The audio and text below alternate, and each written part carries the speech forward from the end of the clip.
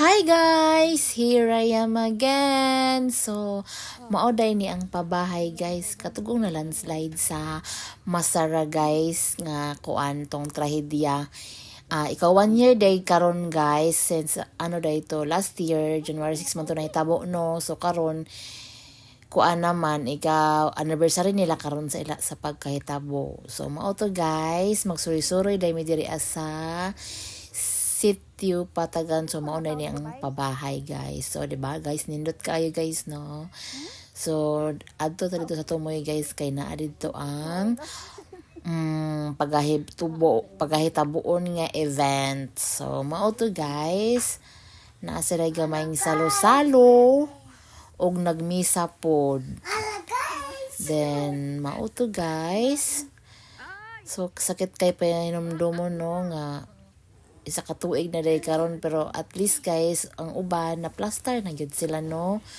Okay na kaayo ilang plaster na kay sa diri, layo na kay sila sa dili na sila safety na gyud sila ba makaingon ito nga safety na sila diri kay naman na plaster na sila, although naay uban nga wala pa nakabalihin kay murag pila pa man ikabalay ang nahuman.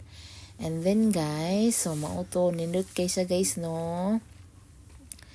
Mao na ang mga bisita guys, napasaunahan daghan kay sakyanan guys, nang kagangagi ganina. Dito sa pabahay day guys, bago mo makasulod sa pabahay, kami day ang pinakauna ninyo nga makit-an nga balay. Then mauto sa unahan, maunang pabahay. Then mauto guys, mauna siya. Then dito sa unahan pa yun, sa taas-taas pa yun ang event. Na dito ang event guys, na dito ang tanan-tanan dito. Mauna ni guys, one housing unit in the house number 42, the permanent shelter project located at Purok 2A, Barangay Residing Baco. So mauna niya.